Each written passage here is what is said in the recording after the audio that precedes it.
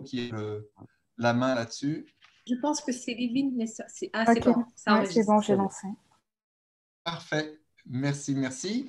Eh bien, j'ouvre officiellement ce soir cette rencontre conviviale du CIRED. J'en profite pour de vive voix transmettre mes vœux au nom de l'équipe du bureau et du conseil d'administration, à l'ensemble des membres actifs, amis et sympathisants ici présents ce soir.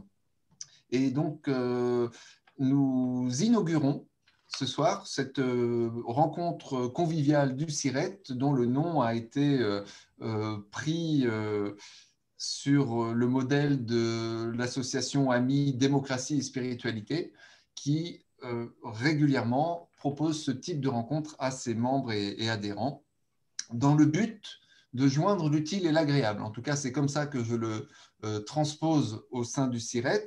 Joindre l'utile parce que le CIRET reçoit régulièrement des demandes ou des propositions de participer à des actions ou à des projets, aussi bien de la part de ses membres que des sympathisants d'ailleurs. Et l'agréable parce que nous avons eu plusieurs fois des demandes de nos membres pour exprimer un besoin de rencontre entre nous afin de mieux nous connaître, d'échanger. Donc, cette formule que nous inaugurons en langue française ce soir, mais si elle est reconduite ultérieurement, elle pourra s'adapter en fonction des intervenants, va consister à ce que des invités nous présentent leur projet francophone pour ce soir, mais on verra que c'est un projet mondial en réalité qui nous sera présenté.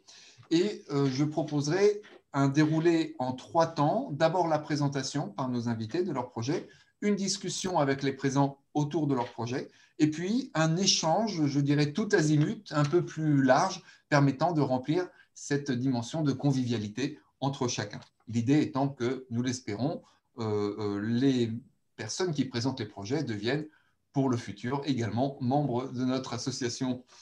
Voilà, donc en conclusion, je dirais que nous avons beaucoup d'inscrits. Nous ne sommes pas autant de présents que d'inscrits, mais c'est toujours comme ça. Donc ça inaugure pour moi plutôt bien cette nouvelle formule de rencontre qui est proposée, qui aura lieu probablement chaque mois.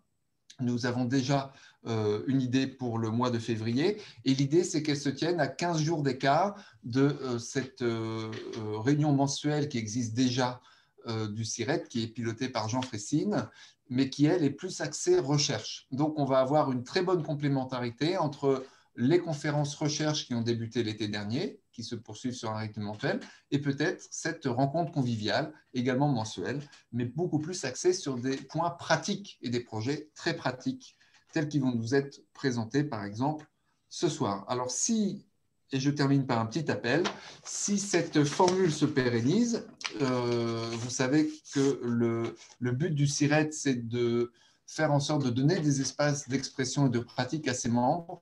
Et donc, un chef de projet sur les rencontres conviviales du CIRET serait le bienvenu pour la suite de cette activité. Voilà, et elle se pérennisera si c'est un grand succès. Donc, pour vous mettre la pression, Marc, Louise et Livine, à vous de nous donner envie de poursuivre. Et tout de suite, à vous la parole. Merci beaucoup, Florent. Pour une vingtaine de minutes approximativement. Très bien, merci beaucoup. Je ne serai pas très long. Merci beaucoup à tous, donc aux membres de l'association CIRET. Donc, je suis heureux d'être ce soir parmi vous et voilà, de pouvoir m'exprimer devant chacun d'entre vous. Merci à Florent donc, de nous avoir présenté l'organisation et aussi de voilà, toujours nous soutenir dans nos activités. Donc, je suis Marc Dalmeda. Je suis responsable du département Peace Education de HWPL France. Donc, je suis accompagné donc, de mes collègues Louise et Livine, que vous pouvez voir à l'écran. Et donc, voilà, Louise et Livine, donc avec le casque.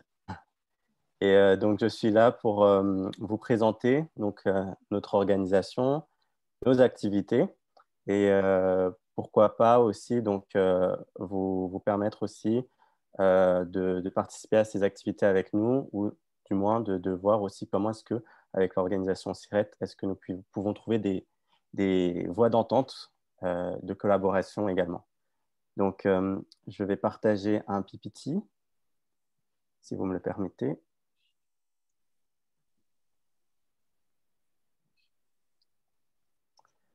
Voilà, donc HWPL, vous devez tous vous demander ce que c'est. Donc HWPL, Heavenly Culture World Peace Restoration of Light. Donc c'est une ONG internationale qui milite essentiellement pour la paix mondiale et la cessation des guerres. Donc cette ONG est enregistrée auprès du département de la communication globale des Nations Unies. Et nous avons également un statut consultatif donc auprès de l'ECOSOC. Donc, pour vous donner une meilleure compréhension de ce qu'on fait, je pense que des images donc, sont toujours plus parlants que des mots. Donc, nous avons préparé donc, cette petite vidéo pour vous, très courte vidéo, que je vais vous partager dès à présent.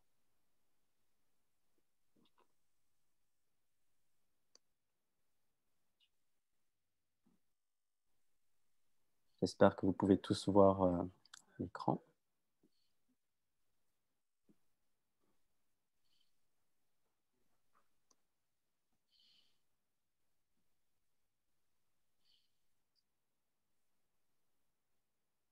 Un petit temps de chargement.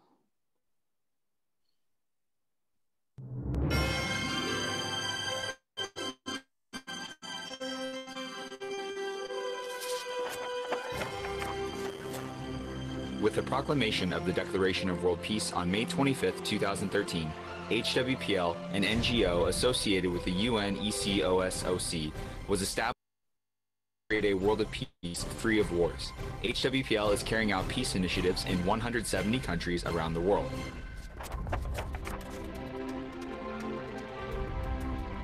HWPL aims to develop a legal instrument that will ensure peace in the world so that people can live in harmony, transcending borders, race, and religion. On March 14, 2016, the 10 articles and 38 clauses of the Declaration of Peace and Cessation of War was proclaimed.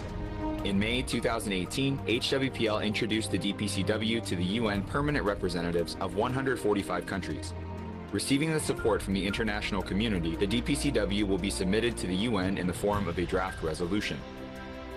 Specifically, the governments of Eswatini, Seychelles, Comoros, and Antigua and Barbuda declared their official support for the DPCW. The Central American Parliament passed a resolution in support of the DPCW, and Pan-African Parliament, the legislative body of the African Union consisting of 55 African countries, signed an MOU with HWPL supporting the DPCW. Furthermore, various European political leaders and experts in the fields of education and law support the peaceful unification of the Korean Peninsula, which is a symbolic measure to cease wars and achieve peace. They are carrying out various activities as the Advisory Council. Currently, advocacy activities supporting the implementation of the DPCW, such as Legislate Peace Campaign and Peace Letter Campaign, are being carried out around the world by the civil society.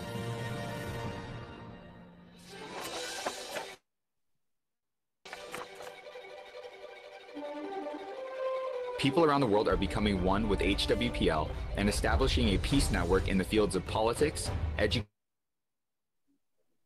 education, religion, media, youth, and women's organizations. Religious leaders are taking the lead in building peace and ceasing conflicts via 250 HWPL warp offices in 128 countries.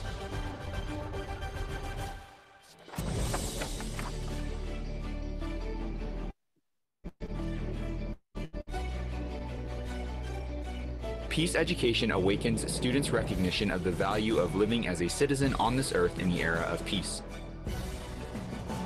HWPL Peace Education curriculum is being introduced not only to the educational institutions, but also at the governmental level. Through peace education, our children will grow as peace messengers and protect a lasting peace in the world.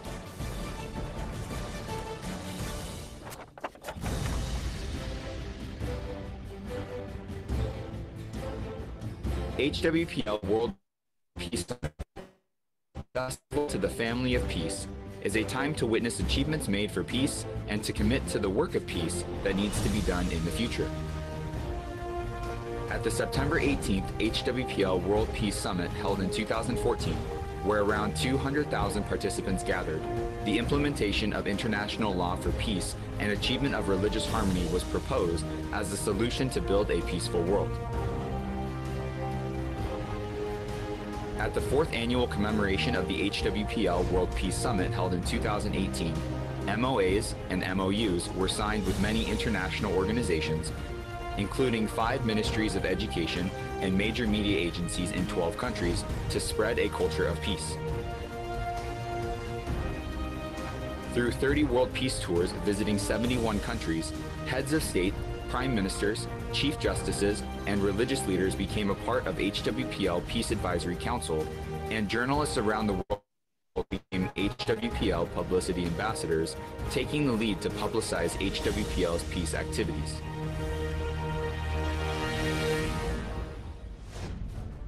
As a result of the efforts to resolve the conflict in Mindanao, Philippines, January 24th Mindanao Peace Agreement Day was declared.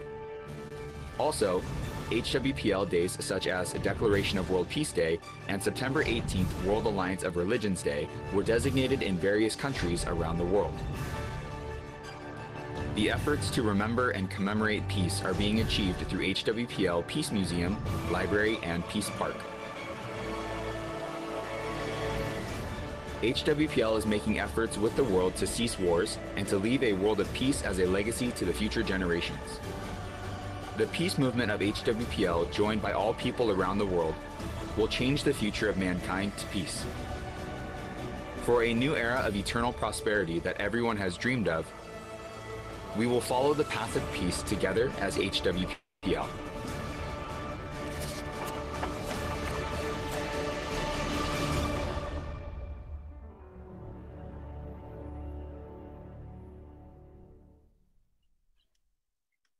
Merci beaucoup pour votre attention. J'espère que c'était clair et vous n'aviez pas trop eu de problèmes de connexion.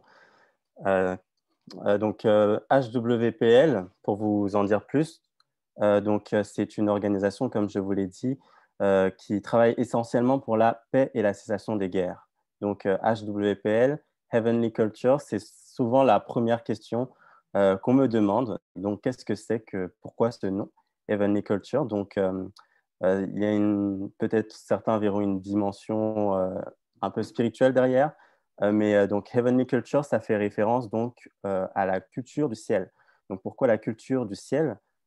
Si l'on prend le ciel, vous serez d'accord avec moi que le ciel n'a pas de limite, que le ciel nous donne aussi tout ce dont nous avons besoin pour vivre gratuitement, donc c'est-à-dire l'air, l'oxygène, pour pouvoir respirer, la lumière, ou que ce soit encore la pluie.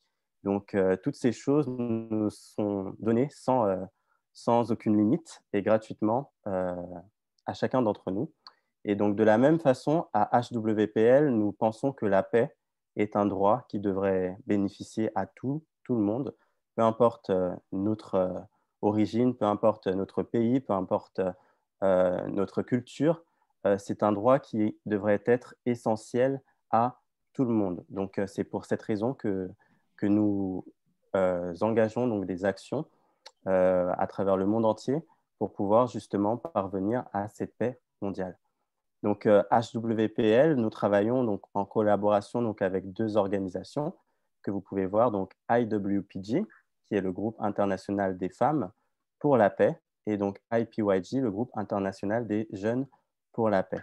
Parce qu'en situation de guerre, justement, les premières victimes sont souvent les jeunes, donc qui sont envoyés pour se battre donc sur les lignes de front, et aussi donc ces femmes, ces mères qui souffrent donc de la perte de leurs enfants, la perte de leur famille à cause de ces tragédies qu'engendrent les guerres. Pour faire plus simple aussi, donc nous travaillons principalement au travers de 3 initiatives. Donc, la première initiative, qui est le droit international, donc, nous avons établi une déclaration qu'on appelle donc la DPCG, donc la Déclaration pour la paix et la cessation des guerres. Donc, c'est une déclaration qui a été rédigée donc, par notamment des experts de l'ONU, des experts aussi en droit international du monde entier, également avec notre chairman de HWPL. Donc, il comprend 10 articles, 38 clauses, et dont le but est donc de parvenir donc à la cessation des guerres. Donc, cette déclaration que nous voulons faire adopter à l'Assemblée générale des Nations unies permet à la fois donc de prévenir les conflits, de médier les conflits, donc trouver une voie pacifique aux conflits déjà existants, mais aussi établir une paix durable donc, qui se passe à travers notre troisième initiative, donc les Peace Education, les éducations à la paix, dont je vous parlerai dans un instant. Notre deuxième initiative donc, concerne les bureaux WARP. Donc pourquoi? Qu'est-ce que c'est? En fait, les bureaux WARP, ce sont des dialogues interreligieux. Donc, bien sûr, nous ne sommes pas une organisation religieuse, mais les différences d'idéologie, les différences de mode de pensée, les différences religieuses sont aussi la source d'énormément de conflits dans le monde aujourd'hui. C'est pourquoi, à travers ces bureaux WARP, qu'est-ce que nous faisons? Nous tentons de réunir donc, les différentes religions pour discuter de leur religion, mais en se basant aussi sur leurs écritures.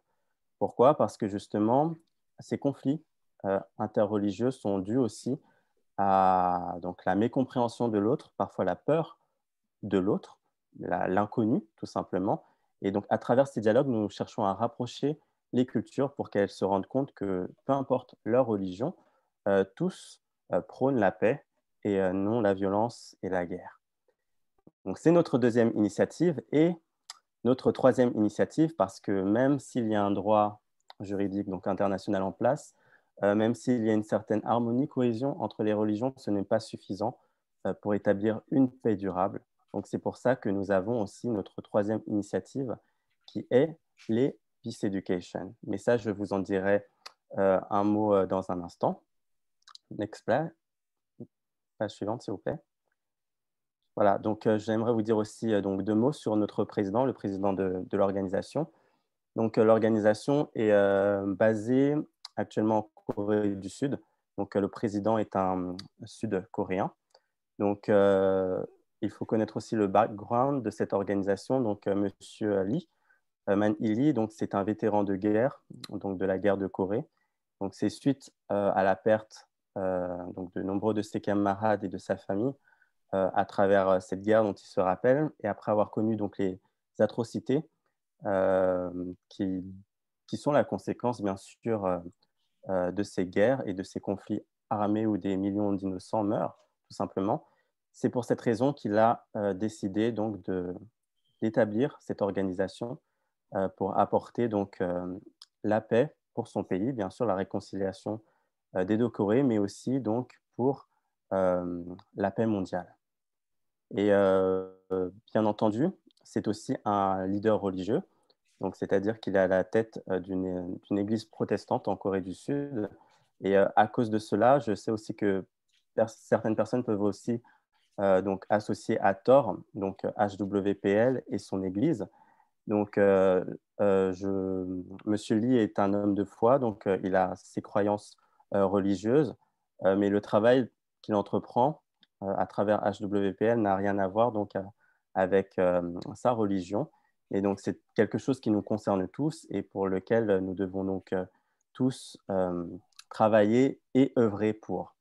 Donc, c'est quelque chose qui nous est bénéfique. Et récemment, son Église a été donc, la cible de nombreuses polémiques et de nombreuses voilà, accusations aussi, donc à travers même les journaux, dû au coronavirus donc, qui s'est répandu en Corée et dont son Église avait été donc, accusée de répandre le virus.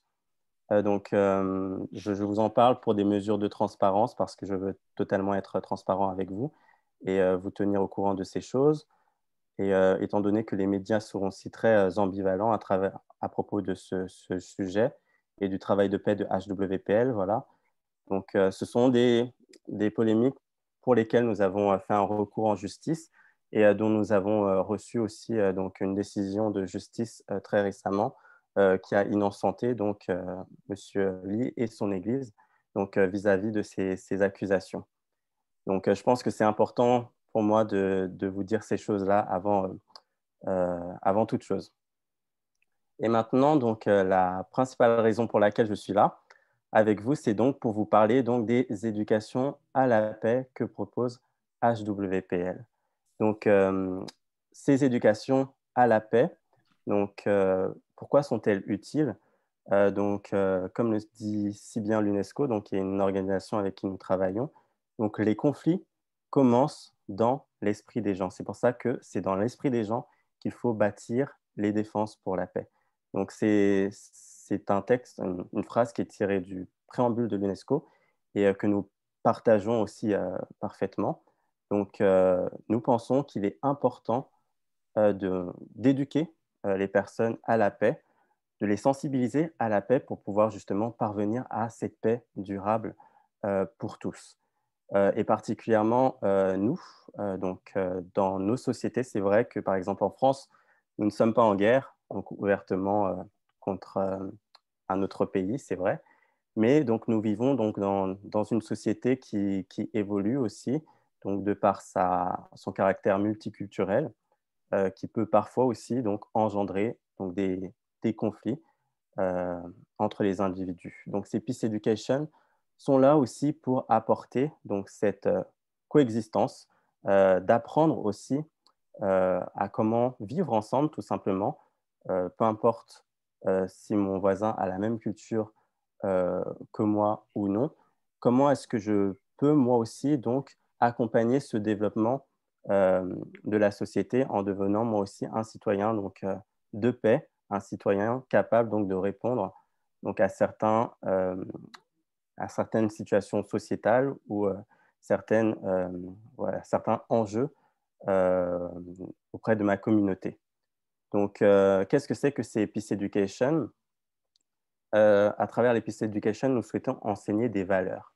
Donc, nous avons établi un curriculum de 12 leçons qui sont toutes centrées autour de certaines valeurs donc, qui sont nécessaires justement pour répondre donc, au conflit par la paix. Donc, le but de ce curriculum qui a été organisé donc, avec des centaines d'éducateurs à travers le monde, donc, que ce soit ici en Europe, en Afrique, en Amérique, en Asie. Donc, à chaque endroit où nous implémentons ces Peace Education, donc, nous travaillons déjà donc, dans à peu près 308 établissements scolaires à travers le monde, au sein de 42 pays. Et dans chaque pays, nous travaillons directement avec les éducateurs, les professeurs, pour pouvoir adapter donc, ces programmes d'enseignement à la culture du pays, aux mœurs du pays, aux valeurs du pays, pour qu'ils puissent mieux justement intégrer donc, ces différentes valeurs nécessaires pour la paix. Donc, je vous en dirai plus peut-être tout à l'heure dans le temps de questions-réponses. Ce programme donc, de HWPL donc, permet aussi donc, de pouvoir étudier donc, comment est-ce que nous pouvons parvenir donc, à cette harmonie entre nous, entre chaque citoyen, en puissant aussi identifier donc, quelles sont les sources des conflits, comment est-ce qu'on peut répondre à ces conflits en donnant aussi une éducation de la personnalité. Donc, c'est ce pourquoi j'aimerais donc, vous en dire plus également. Donc, nous le faisons à travers donc, ce que nous donnons donc, des ateliers, donc des workshops, c'est-à-dire que les étudiants, les professeurs qui le souhaitent, ensuite implémenter donc, ces programmes, peuvent assister donc, à une formation, un programme de formation sur les 12 leçons qui est totalement gratuit, pour pouvoir ensuite, donc c'est une formation qui se fait à peu près sur 8 séances, et qui débouche ensuite sur donc, une discussion à propos du curriculum où nous partageons donc, les idées sur comment est-ce que nous pouvons mettre ça en œuvre à travers nos différentes activités associatives, professionnelles, etc. Et comment est-ce que nous puissions donc euh, former, tout simplement, continuer à transmettre ces valeurs que nous avons acquis donc, à un public, à nos étudiants, pour en faire d'eux aussi donc, des messagers et des citoyens de paix. Donc, next page, s'il vous plaît.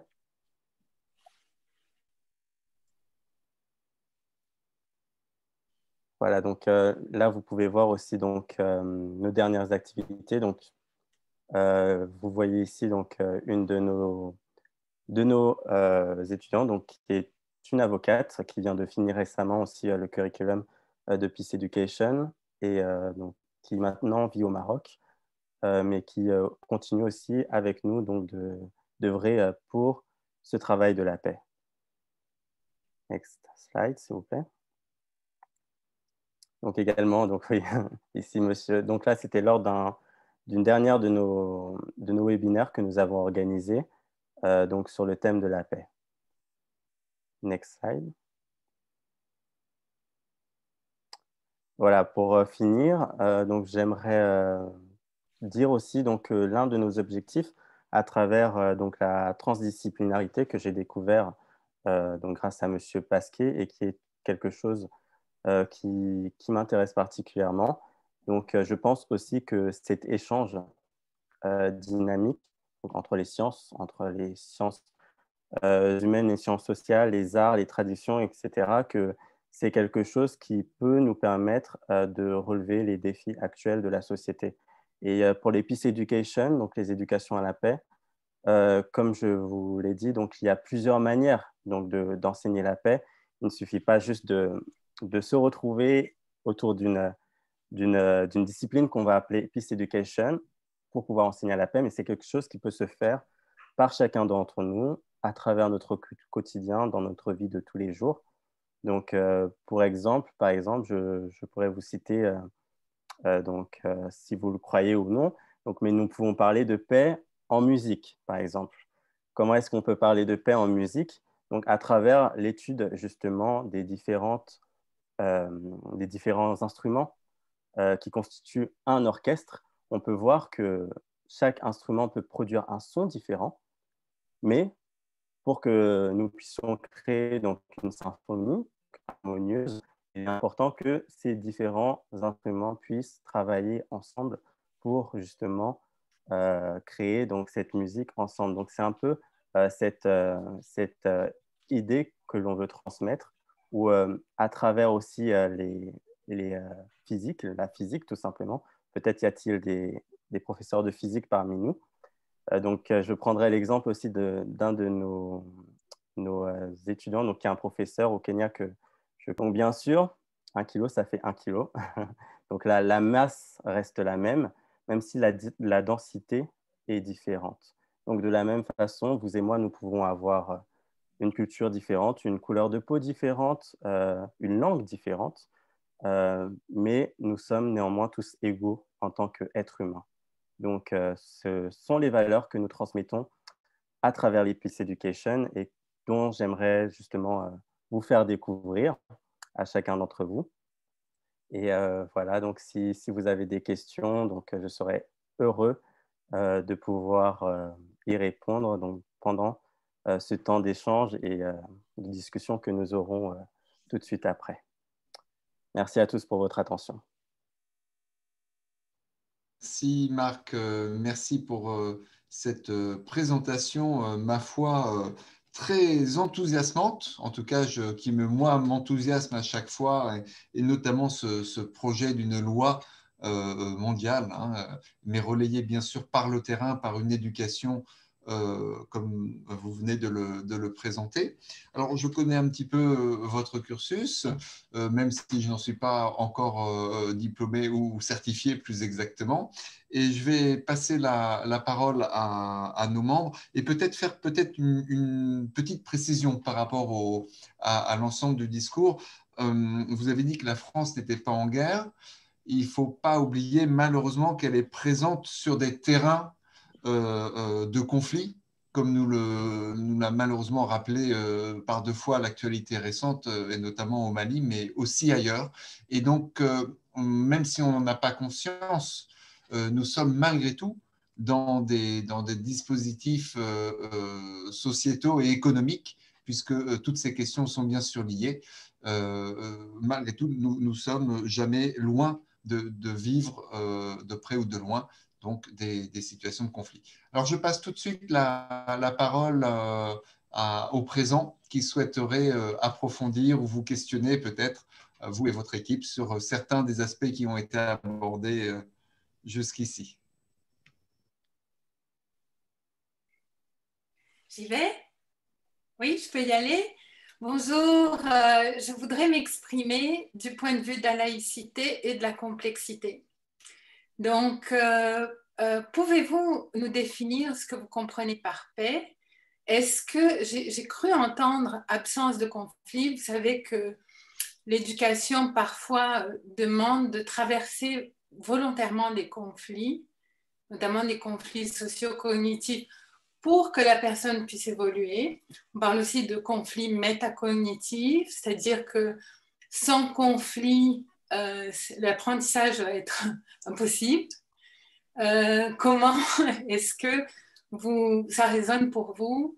Puis je me méfie aussi du projet perpétuel de paix kantienne, c'est-à-dire qui prendrait une uniformisation de la société et uniformisation des comportements.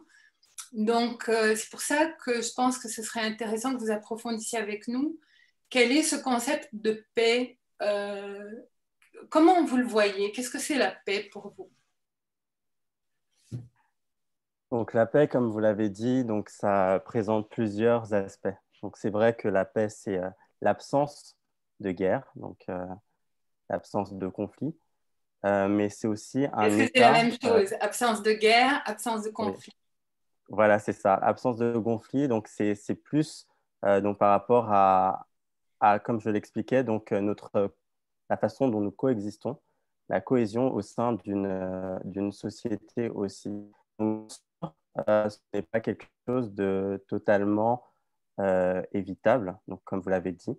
Oui, il existe des conflits aujourd'hui, donc des conflits que ce soit à l'école, on peut en expérimenter tous les jours, que ce soit au travail, je ne sais pas, même dans la rue, vous pouvez vous retrouver en situation de conflit avec n'importe qui. Mais le plus important, c'est comment répondre à ces conflits pour établir une paix durable. Donc, bien sûr, bon, ce n'est pas du jour au lendemain, on va se lever, il n'y aura plus de problème. Mais à travers ces Peace Education, nous voulons justement donner aux étudiants donc, les moyens de pouvoir justement répondre de façon pacifique à une situation conflictuelle. Donc, que ce soit dans mon foyer, à la maison, que ce soit au sein de ma communauté ou même au sein d'une société à l'échelle nationale, par exemple, entre pays. Donc, je ne sais pas si je réponds totalement à votre question. J'avais l'habitude de dire aux étudiants qu'il n'y a pas de problème si on a des problèmes, parce que les problèmes nous font grandir. Donc, je pense que oui, je comprends très bien, je trouve que votre motivation est enthousiasmante. Je suis tout à fait d'accord avec Florent là-dessus. Mais je pense qu'il faut avoir comme un garde-fou quand on se lance dans un programme de Peace Education pour ne pas uniformiser les comportements. Vous comprenez ce que je veux vous dire? Oui, bien sûr. Parce que nous aurons toujours des conflits entre nous, entre humains, et ces conflits qui mettent en jeu l'intégrité physique et psychologique des personnes. Donc, c'est complexe, voyez-vous? C'est très complexe. Oui, bien sûr. Bien sûr, justement. Et l'autre question, c'est, puis j'arrête là mon intervention, c'est une personnalité à la paix. Moi aussi, ça me pose question de parler de personnalité à la paix. Je pense que le concept de personnalité lui-même devrait être un peu élaboré par le groupe. Qu'est-ce que c'est une personnalité? D'accord. Donc, pour revenir à la situation de conflit, donc oui, effectivement, si je sors dehors dans la rue avec un missile que je lance sur mon voisin, ce n'est pas vraiment ça qui va m'aider à me développer. Bien sûr, je pense qu'on est tous d'accord dessus que oui, ce sont les conflits qui tentent à l'intégrité de la personne humaine, mais l'éducation, oui, bien sûr, les situations conflictuelles sont nécessaires pour l'éducation, mais pas toutes non plus. Et le plus important, c'est de pouvoir doter les personnes justement des outils capables de pouvoir répondre à une situation conflictuelle. Donc, par exemple, on pourrait prendre le cas harcèlement scolaire, par exemple. Donc, à l'école, en situation de harcèlement scolaire, comment est-ce que moi, étudiant, je peux, donc, en assistant à ce genre de situation, répondre donc, de façon pacifique à pouvoir donc, aider peut-être les victimes, peut-être comprendre aussi les détraqueurs, pourquoi est-ce qu'ils se comportent de cette manière, pourquoi est-ce qu'ils réagissent de cette manière. Donc, voilà, ces Peace Education ont pour vocation de pouvoir justement fournir donc, les compétences nécessaires pour pouvoir donner à chacun donc, la capacité, la possibilité de pouvoir répondre à ces situations de façon pacifique et non d'envenimer le problème, ce qui ne peut pas non plus être tout le temps positif, même pour le développement de la personne, le développement de l'humain. À propos de l'éducation de la personnalité, donc, quand je dis personnalité, je fais référence donc aux valeurs qui peuvent être donc nécessaires pour justement établir une société en harmonie. Donc, dans les Peace Education, on aborde les notions de diversité. Donc, comprendre pourquoi est-ce que la diversité est nécessaire, pourquoi est-ce que la diversité est positive aussi pour nos sociétés. Et on le fait sur la base donc de l'étude de la nature. Donc, en regardant comment est-ce que la nature fonctionne, par exemple la leçon 1, la biodiversité. Voilà, comment est-ce que la nature donc, coopère et a besoin des uns des autres pour vivre, comment est-ce que ça, on peut le retrouver aussi donc, dans nos sociétés actuelles. Donc, c'est tout un ensemble de valeurs qui sont peut-être pas forcément directement, donc ne sautent pas aux yeux forcément quand on y pense de premiers abords, mais lorsque l'on prend le temps justement de pouvoir réfléchir à ces choses, transmettre ces choses et faire mieux aussi comprendre ces choses aux étudiants. Donc, c'est comme ça aussi qu'on peut parvenir donc, à éduquer donc, les citoyens, éduquer les enfants, éduquer chacun d'entre nous justement à comment est-ce que je peux avoir un rôle à jouer aussi donc, dans le maintien de cette cohésion sociale. Donc, ça passe aussi par la réalisation de moi-même, mon importance. Qui est-ce que je suis? Comment est-ce que je peux œuvrer? Comment est-ce que je peux impacter les choses, faire bouger les choses au sein de ma propre société, de ma communauté? Donc, ce sont justement ces ensembles de systèmes de valeurs que nous abordons au travers de nos éducations. Merci, merci. De rien? Je peux? Oui, bien sûr. Alors, je m'appelle Antonella Verdiane et j'ai travaillé presque une vingtaine d'années à l'UNESCO. Je me suis occupée d'éducation à la culture de la paix. Ça tombe bien. J'en suis partie en 2005, fin 2005. Et j'ai aidé à la création d'une chaire transdisciplinaire de culture de la paix et de développement humain à Florence, en Italie. Et je suis ici en Angola parce que j'ai suivi mon mari, qui lui travaille encore à l'UNESCO, pour monter la deuxième édition de la Biennale panafricaine de la culture de la paix. Donc peut-être ça peut vous intéresser. Il y a une grande participation des jeunes. Et ce sont des pays différents et variés qui participent à chaque édition de la Biennale. Donc, il y a eu une première édition en 2019 et là, il va y avoir une deuxième en 2021. Alors, moi, j'ai une question pour m'être intéressée de la coordination de la décennie pour la culture de la paix à l'UNESCO de 2000-2010. J'ai rencontré beaucoup d'associations ONG, un peu comme la vôtre, qui étaient d'inspiration religieuse et on va dire aussi spirituelle. J'ai rencontré les Brahma Kumaris, les Soga Gakkai, Living Values, Sri Ravi Shankar, qui a tout un programme qui est basé sur les valeurs. Et d'abord, j'ai une question. Quelles sont vos sources de financement? Et puisque j'ai vu que vous avez un impact international, mondial, vous organisez des événements dans des stades avec 200 000 participants, donc c'est quand même un déploiement de moyens importants. Et quelle est votre indépendance? Vous avez souligné le fait que vous n'avez pas de carte de route religieuse pour diffuser en tout cas la vision de votre leader. Mais voilà, pour mon expérience, à cause de mon expérience, je ne veux pas vous dire que je me méfie parce que je respecte complètement la liberté religieuse de chacun, mais je crois que c'est vraiment impossible d'être complètement indépendant.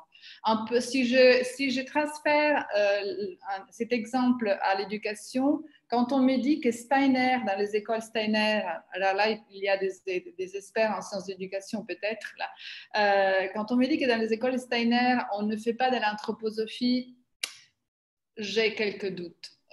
Évidemment que c'est une école Steiner où il se passe des choses qui sont très, très intéressantes, mais elles sont quand même organisées, dirigées selon une vision du monde qui est, je regrette, l'anthroposophie. Donc, et la même chose, votre leader, il appartient, parce que je décide d'aller faire des recherches sur Internet, évidemment, ce que j'ai retrouvé, c'est que votre leader appartient à une école, à une église, comment ça s'appelle? Donnez-moi la bonne prononciation. C'est une église de Corée du Sud. Donc, cet argent, j'imagine qu'il arrive de cette église. L'argent de votre organisation, est-ce qu'il est relié, le fonctionnement de votre organisation est relié à cette église ou pas? Merci pour votre question. Je comprends votre méfiance, comme vous l'avez dit, vis-à-vis des organisations qui existent. Donc, je ne les connais pas toutes parmi celles que vous avez citées. Donc, oui, mais un homme religieux.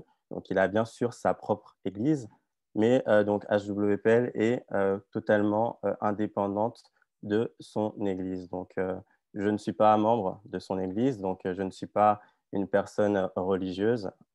Moi particulièrement, je ne connais pas beaucoup d'églises en Corée du Sud, donc je ne pourrais pas vous dire exactement son église ou à quelle église appartient, mais cela le concerne.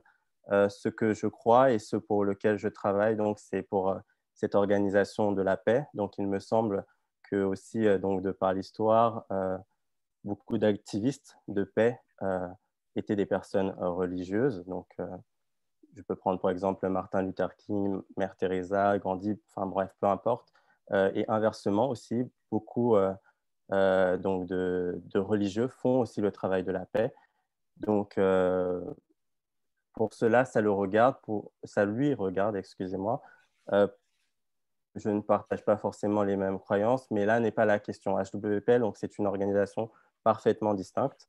Donc, c'est-à-dire que même dans notre déclaration, donc l'article 8 pour la paix, nous prenons donc la liberté des religions. Donc, chaque individu est capable donc de vivre sa foi ou sa spiritualité comme il l'entend. Dans notre organisation, le préambule de notre organisation également.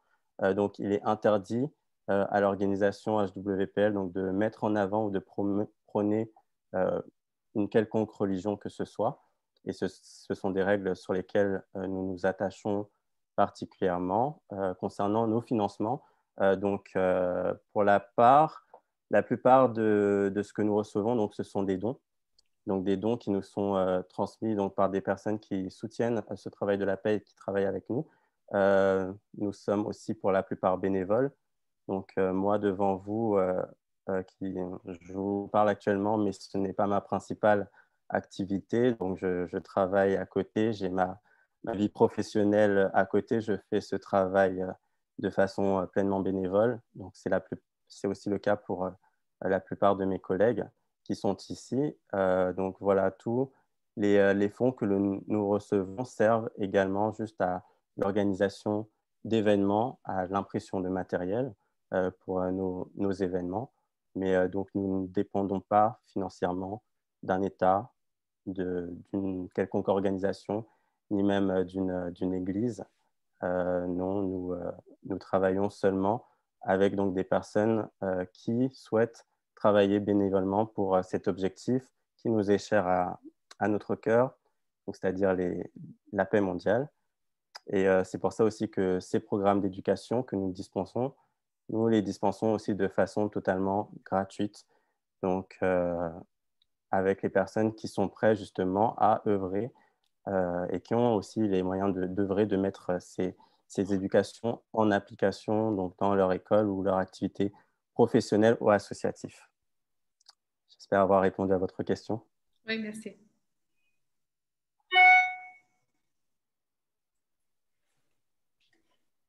Peut-être quelqu'un d'autre a une question.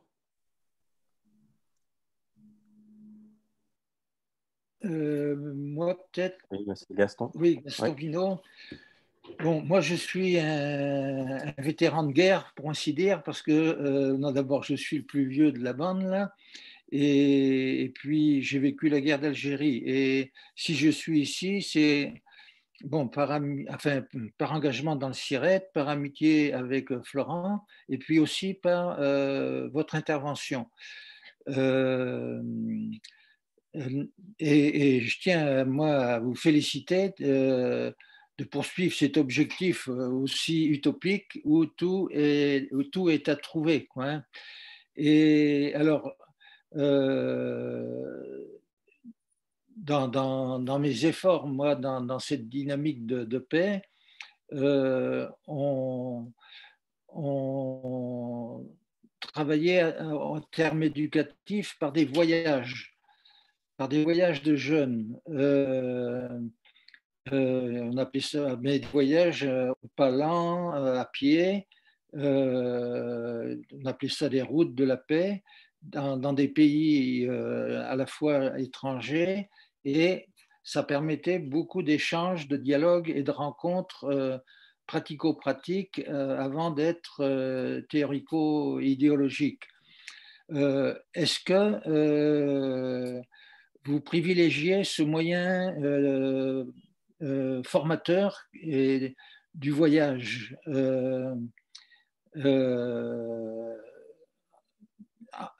interculturel et bon, alors c'est ma question, ça. Est-ce que pratiquement vous avez des... Alors, et je vais vous proposer même, il y a un projet qui me travaille depuis longtemps, c'est la région méditerranéenne. Et bon, quand j'ai pris ma retraite, j'ai fait un voyage à vélo traversant la moitié de la Méditerranée, hein. Et je m'aperçois combien c'est formateur pour moi-même de découvrir au jour le jour, au quotidien, dans l'incertitude, des cultures différentes. Et je rêve d'un voyage autour de la Méditerranée pour des jeunes, des tours de Méditerranée, un mois par an, un pays différent, pour des jeunes, pour la paix, hein. Alors, au niveau des voyages, comment vous vous situez par rapport à ces moyens très pratiques de formation?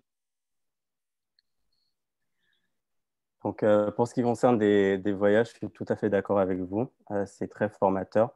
Le mieux, l'idéal pour découvrir une culture, c'est de s'y rendre et de voir que le monde est plus grand que notre petite ville ou nos habitudes.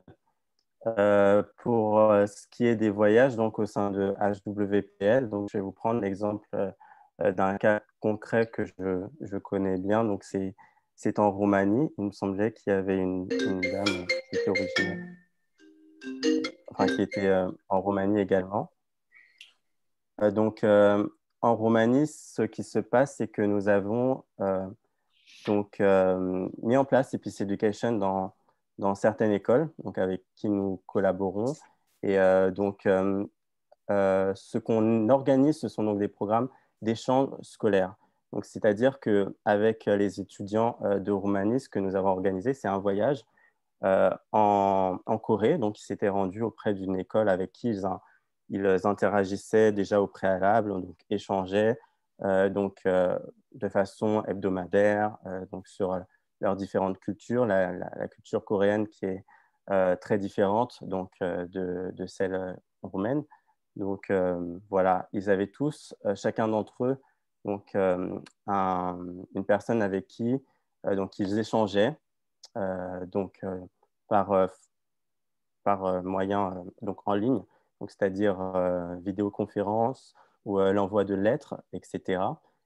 Mais donc, il a été organisé aussi un voyage scolaire donc, de à peu près 2 semaines où donc, les étudiants roumains se sont donc rendus à Séoul, donc, dans l'école en question, auprès.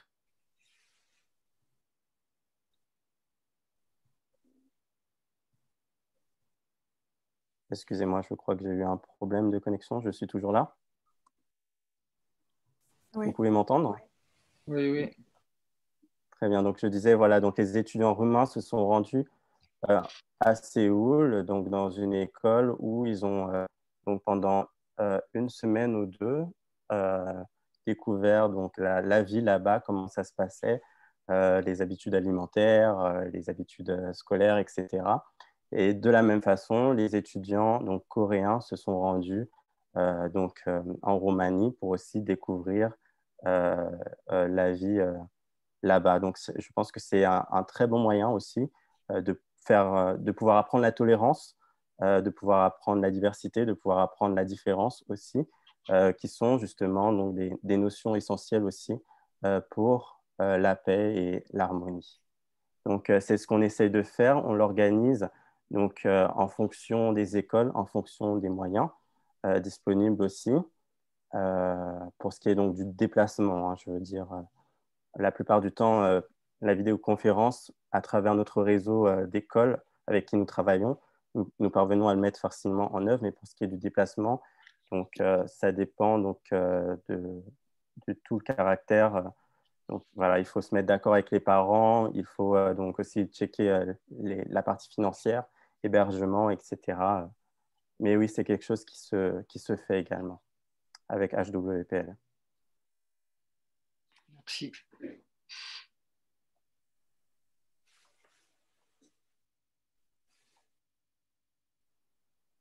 Peut-être d'autres questions? Je serais ravi de vous répondre. Moi ou mes collègues d'ailleurs.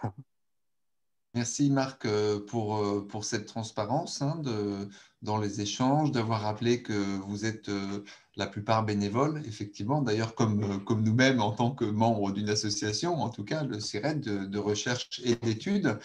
Peut-être donc l'idée de ces rencontres, bien sûr de présenter le travail que vous faites. Et est-ce que donc tu as donné plusieurs exemples au travers de plusieurs pays, plus spécifiquement concernant la France, mais là en fait on a vraiment un public international, donc on peut l'ouvrir et d'ailleurs les livrets, les formations se font dans de nombreuses langues.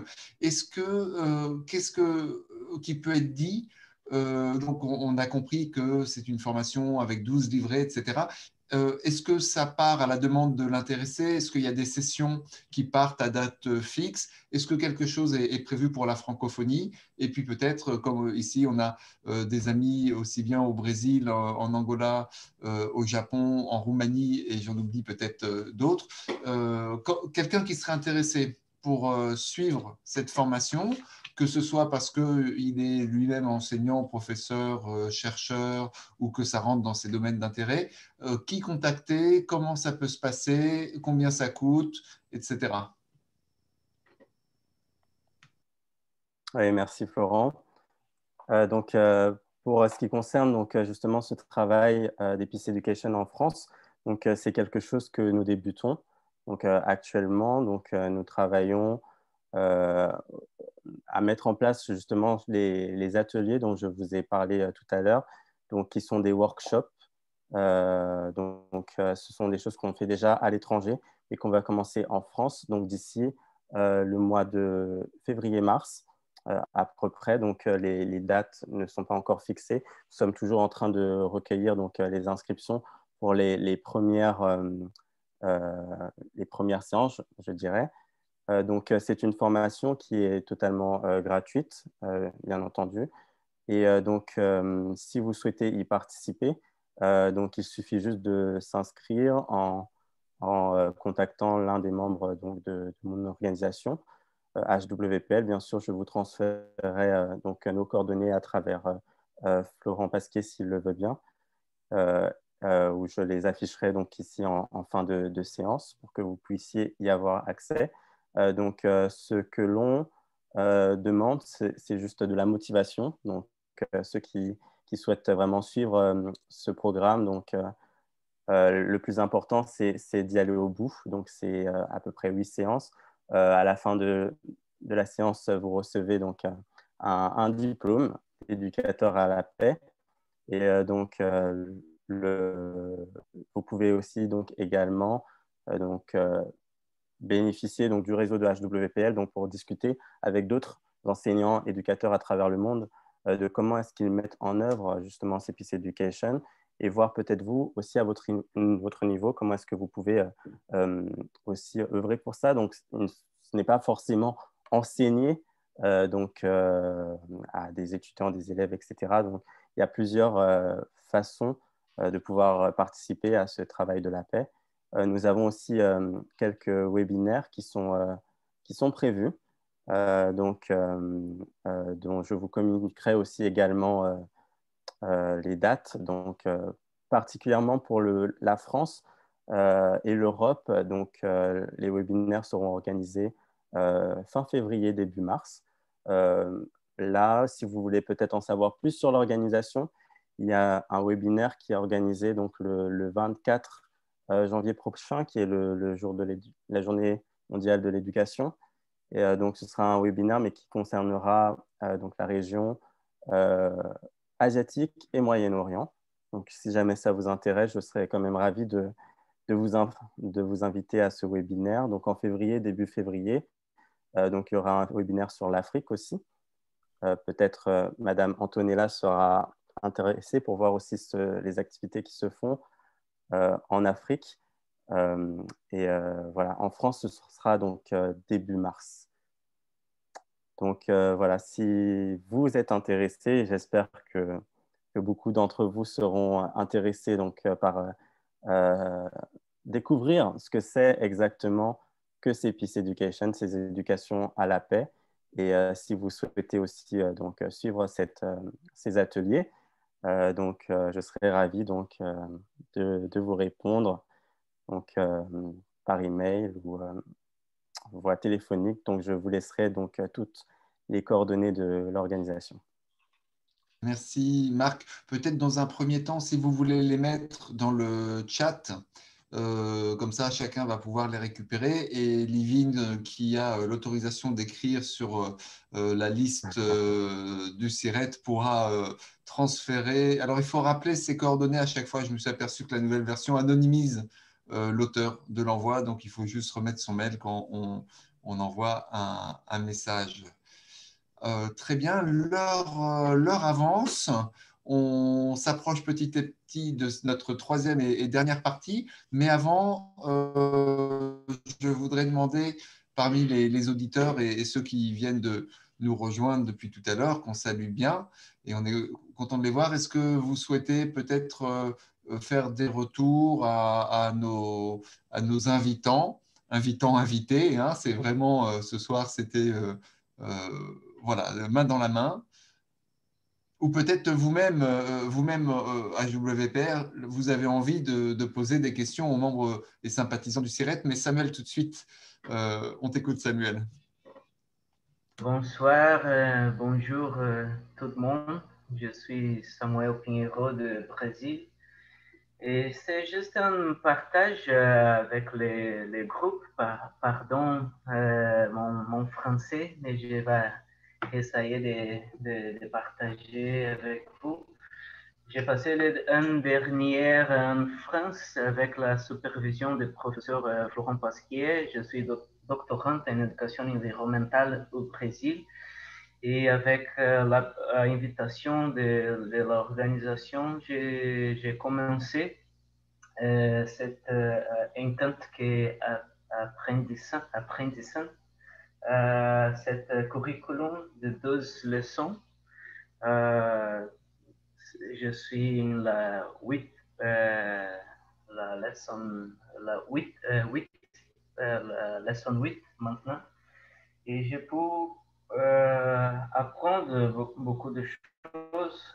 Et c'est une manière aussi de faire l'exercice de français aussi.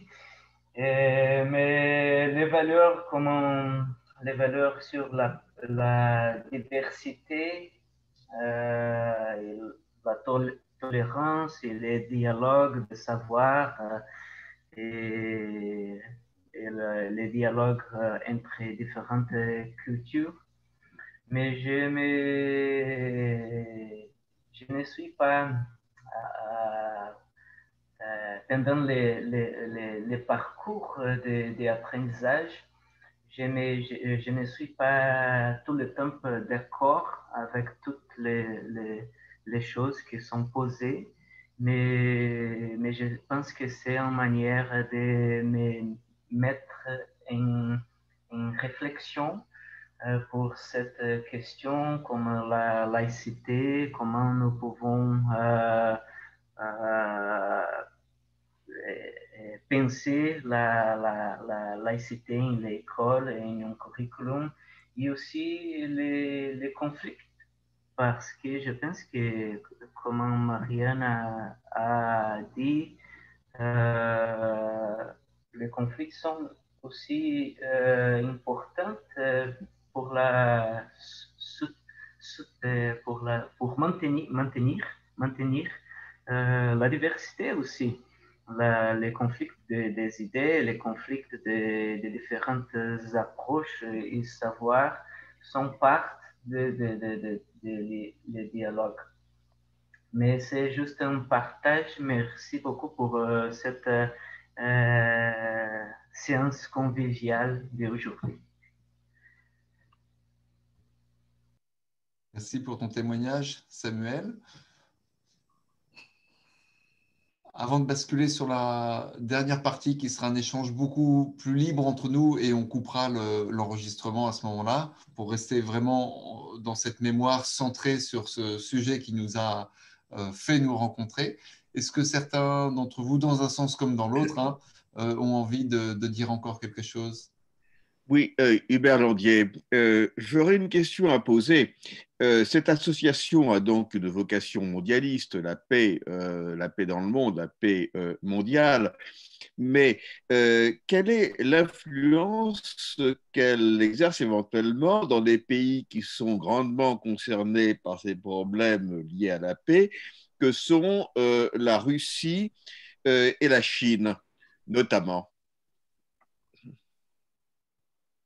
Quand vous dites influence, qu'est-ce que vous voulez dire exactement si nous exerçons des activités? Il y a une action menée de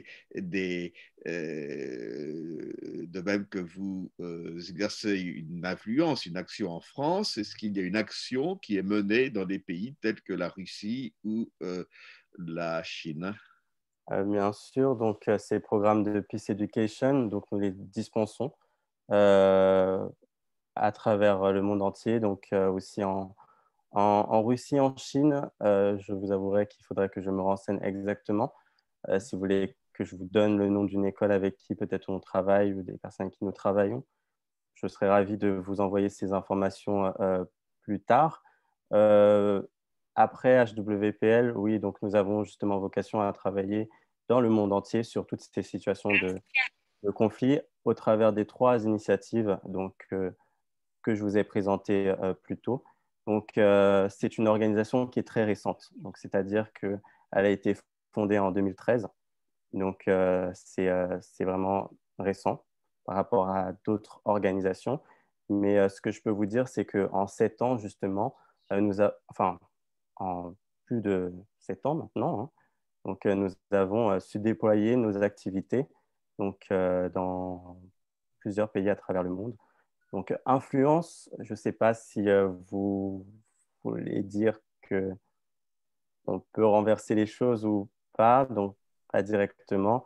Mais nous travaillons aussi directement avec certains États, si c'est ce genre de questions dont vous voulez peut-être poser. Donc, par exemple, avec le ministère de l'Éducation des Philippines, au Cambodge notamment, aussi.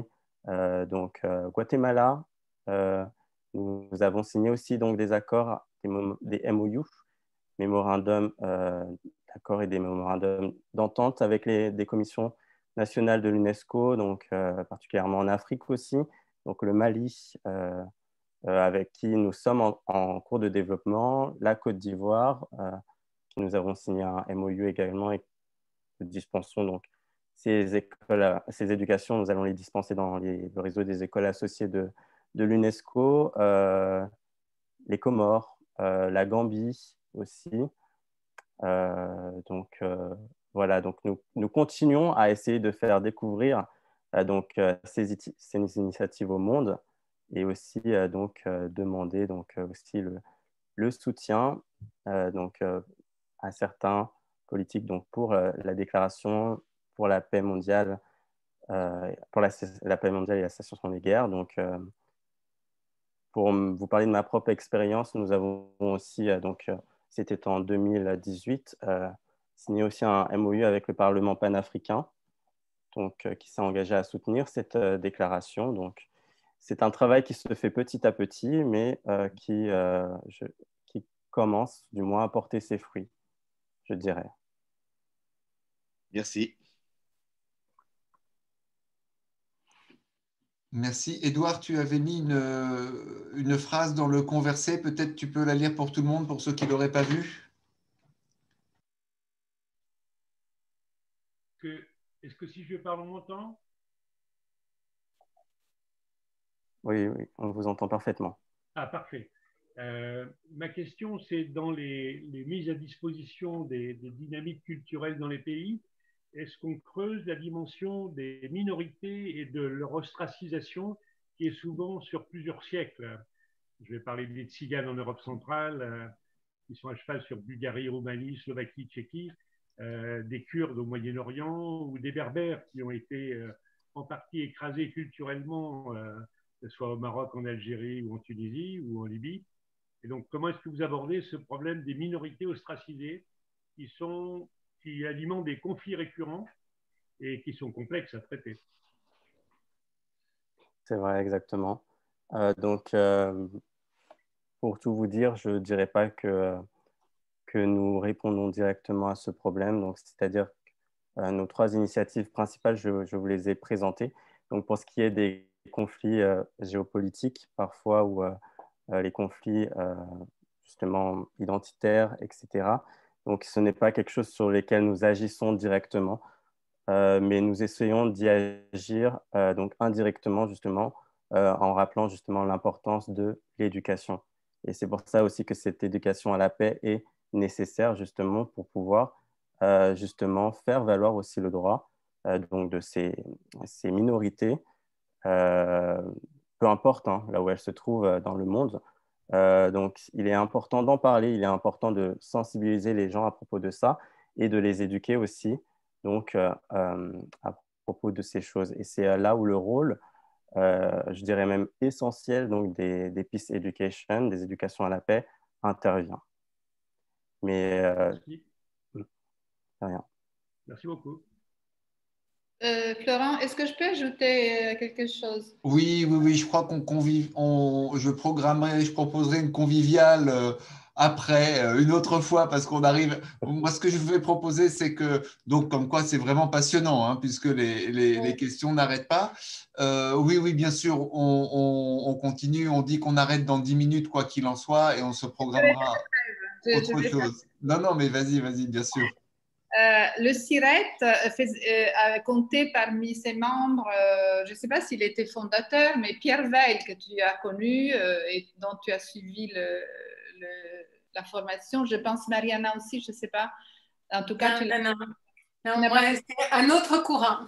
D'accord. La Unicamp et le pluriel. D'accord. Mário de Andrade plural, mon directeur de thèse. Pierre Veil, qui était aussi très souvent à l'UNESCO, qui était un psychosociologue français qui a vécu plus de 40 ans au Brésil et qui a mis en place toute une formation qui s'appelait l'art de vivre en paix, dont une partie était l'art de vivre la vie, dont une partie était consacrée à la paix. Donc, c'était... alors, j'ai une question, peut-être, Florent, toi, tu connais bien le cursus qui est présenté ici par l'organisation de ce soir. Est-ce que tu connais les deux approches et dans quel sens on pourrait dire que cette approche est aussi transdisciplinaire? Parce que Pierre avait beaucoup insisté sur la dimension transdisciplinaire de sa vision de la paix. La paix avec soi-même, la paix avec les autres, avec le monde, et puis aussi avec une dimension plus grande que soi. Et d'ailleurs, c'était un grand problème dès qu'on arrivait à la spiritualité, par exemple, de parler de ça à l'UNESCO. Malgré le fait qu'il y a le dialogue interreligieux, etc. Mais là, encore une fois, je reviens avec cette question de la méfiance. Moi, je ne suis pas méfiante. Hein. D'ailleurs, je suis sortie de l'UNESCO. Parce que je trouvais on était vraiment parfois un tout petit peu trop attentif on avait peur plutôt, hein. Tout ça était dicté par la peur. Et d'ailleurs, la France connaît bien cette espèce d'obsession. On dit que les Français sont des obsédés sexuels. Pas sexuels, mais sectuels, de la partie des sectes, de la peur d'être dans des sectes. Donc, je reviens à cette question, la transdisciplinarité. Est-ce que l'approche de cette organisation ce soir à l'éducation à la paix, est-ce que rentre aussi dans cette vision transdisciplinaire? Parce que c'est ça finalement qui intéresse le CIRET. Oui. Je vais faire une première partie de réponse et après je vais laisser nos amis poursuivre. Alors, j'ai malheureusement pas connu Pierre Veil en tant que tel. Hein. J'ai connu Unipaz, un des mouvements qu'il a fondé, le principal, trop tard. Par contre, j'ai étudié notamment grâce à toi, Antonella. Tu m'avais donné une des premières versions de son livre édité par l'UNESCO. Après, j'en ai pris d'autres et puis j'ai fait la formation courte puis longue et je suis maintenant facilitateur. Ça m'arrive à la demande ou des fois de proposer la formation sur 2 jours d'Unipaz.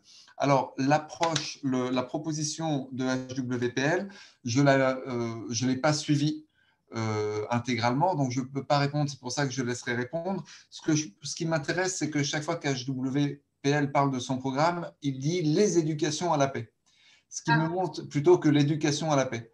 Ce qui me montre déjà un certain niveau de conscience, des niveaux de réalité qu'on va retrouver, par exemple, dans la transdisciplinarité, bien sûr. Nos amis sont probablement pas suffisamment familiers encore des 3 axiomes de Bassarab et de ce que nous maîtrisons tous sur le bout des doigts, bien sûr, mais des liens se font au moins avec les finalités. Et c'est ça qui m'a paru intéressant d'accepter leur proposition d'une rencontre avec le CIRET, c'est que quand Bassarab, je le questionne et que je lui dis, bon, alors finalement, le but de la transdisciplinarité, c'est quoi? C'est la conscience. Et tout de suite, il rajoute, c'est surtout la spiritualité. Alors peut-être on pourrait poser cette question à HWPL, puisqu'il était beaucoup question de dialogue interreligieux. C'est vrai que dans le CIRET, on résout ce problème des croyances en montant dans la compréhension globale et dans ce qui est commun. On dit souvent la transdisciplinarité, ce qui est entre, à travers, au-delà, donc notamment des religions. Moi, je proposerai bientôt de nouveaux termes avec notamment commun et en interaction, par exemple, mais ça, ce sera pour le 3e congrès mondial en présence à Mexico, donc je ne dévoile pas trop tout de suite. Alors, la question du spirituel, HWPL, comment vous l'abordez? L'expérience d'Antonella par rapport à ses relations avec ces organisations internationales, si j'ai bien compris, c'est de dire que notamment en France, en tout cas, hein, c'est sûr qu'il y a, avec l'approche française de la laïcité, ça peut créer des confusions ou des zones où les choses ne sont pas très claires. Comment se positionnerait HWPL sur la question du spirituel? Est-ce que, comme on le pense au sein du CIRET, ça peut être une façon de dépasser justement les apparentes oppositions dont pourraient s'emparer certains croyants, notamment dans certains monothéismes, par rapport à cette question de la paix et du rétablissement de la paix? Et peut-être que d'ailleurs, dans le terme Heavenly Peace Culture, est-ce que Heaven, comment il faudrait comprendre Heaven par rapport à ça, le ciel? Merci. Donc, justement, j'attendais de ce meeting d'en apprendre plus aussi sur la transdisciplinarité, mais je n'en ai pas forcément eu l'occasion. Mais oui, ce sera avec plaisir une autre fois. Pour la dimension spirituelle, donc, comme je l'ai expliqué, ce n'est pas quelque chose qui nous importe à HWPL et justement, ce n'est pas quelque chose que nous cherchons à mettre en avant, quelque chose qui est aussi nécessaire d'en discuter. Je pense personnellement aussi que la spiritualité, c'est quelque chose de très intime à chacun d'entre nous et voilà, chacun vit chacun vit sa spiritualité telle qu'il l'entend. Je ne sais pas s'il y a quelqu'un qui parle. Excusez-moi. Oui, chacun est libre de vivre sa spiritualité telle qu'il l'entend. Ce n'est pas quelque chose que nous souhaitons mettre en avant justement à HWPL. Nous voulons justement privilégier donc la liberté de religion.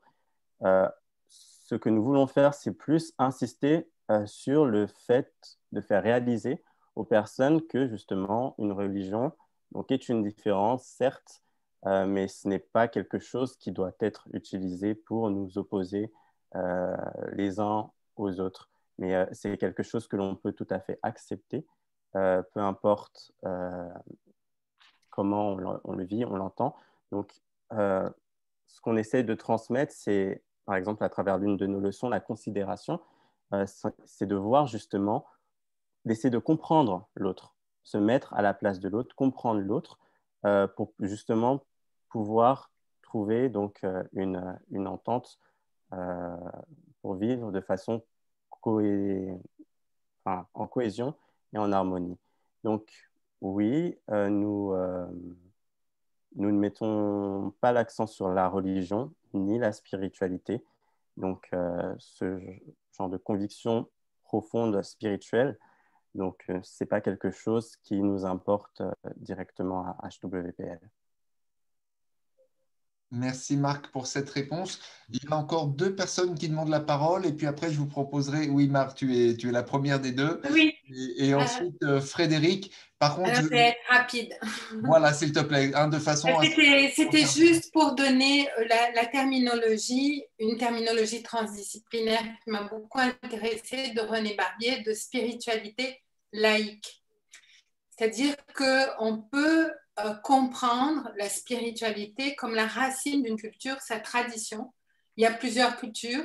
Chaque culture va avoir une tradition religieuse. Et puis même dans cette culture, il y a d'autres, par exemple, on parlait des berbères. Donc, on est vraiment dans un contexte pluriel.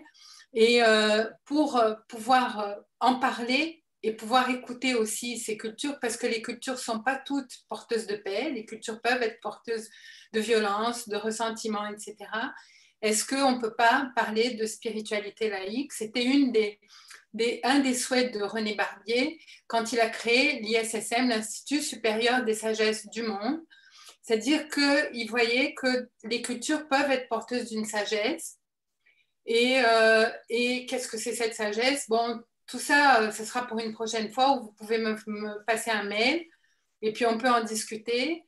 Parce que oui, il faut discuter des traditions religieuses parce que, comme vous avez dit, les religions prônent la paix. Non, les religions ne prônent pas la paix. Certaines religions prônent la guerre. Et même la religion catholique, à certains moments, lorsqu'on lit les textes, peuvent être extrêmement vindicatives et violentes. Donc, il faut approfondir tout cela. Et oui, au CIRET, on en parle. Et on en parle à travers le concept de spiritualité laïque. Voilà, merci. Merci Mariana. Effectivement, on ne va pas approfondir maintenant le débat à 0 minute de la fin, mais ça nous donne des pistes hein, pour poursuivre. Je laisse le mot de la fin à Frédéric et puis on dira un petit mot conjoint de fermeture Siret HWPL. Frédéric. Oui, les dernières remarques m'ont fait penser que parfois, même la spiritualité peut amener à des temps de pensée positive pour que des groupes se réunissent pour penser positivement et influencer à travers des énergies positives des événements. Donc, ça peut aider aussi à la paix par des pensées tous ensemble ou des expressions d'énergie positive. Voilà. Eh bien, tu nous mets l'eau à la bouche aussi. Je pense que j'ai une idée de ce à quoi tu fais référence et tout cela pourra se poursuivre plus tard. Donc, je remercie énormément déjà vous tous les présents, d'avoir été là autour de cette question qui nous a bien rassemblés et dont on voit qu'on est loin d'avoir épuisé tout ce qui va se décliner des principes jusqu'aux pratiques. Donc, merci à nos invités, merci aux membres et sympathisants de ce moment que je prévois de reconduire le mois prochain, puisque tout s'est bien passé finalement. Et puis, je laisse le mot de la fin à HWPL. Alors, je sais, comme ils aiment bien terminer habituellement leur visioconférence, je vous laisse le choix de le faire ou pas et puis de conclure à votre manière. Merci Florent. Pour moi, ce fut très agréable, en tout cas, de pouvoir échanger avec vous. Et oui, je suis très intéressé aussi par ces notions que vous venez d'aborder. Donc, je pense que j'aurai l'occasion d'en découvrir plus une prochaine fois. Donc, j'ai hâte. Donc, merci encore à tous pour votre attention, pour vos questions aussi, votre intérêt. Et voilà, donc je reste à votre disposition aussi pour toute autre question ou interrogation. Donc, pas de problème. Je vais poster tout de suite l'adresse email sur laquelle vous pouvez nous joindre et je transmettrai aussi donc, les coordonnées à Florent. Merci encore pour votre écoute et pour votre intérêt. Merci Marc. Je sais que HWPL, on aime bien faire des débriefings et des comptes rendus, des PowerPoint, des films et des petits textes récapitulatifs. Donc, dès que celui-là sera prêt, Livine se fera un plaisir, j'espère, de nous l'envoyer sur la liste. Vous mettrez dedans tous les liens, tous les contacts nécessaires pour que les présents de ce soir puissent vous contacter et puis ceux qui ne pouvaient pas être là également. Merci à tous. Salut. Merci beaucoup. Et vivement à la prochaine. Merci pour cette grande qualité de cet échange. Très agréable. Merci beaucoup. Moi, j'ai beaucoup de questions pour la prochaine fois, en tout cas. Hein. Parfait. À poursuivre. Je laisse HWPL clore tout ça. Merci, merci encore. Merci beaucoup. Merci beaucoup. Bonne soirée. Merci. Bonne soirée. À très bientôt.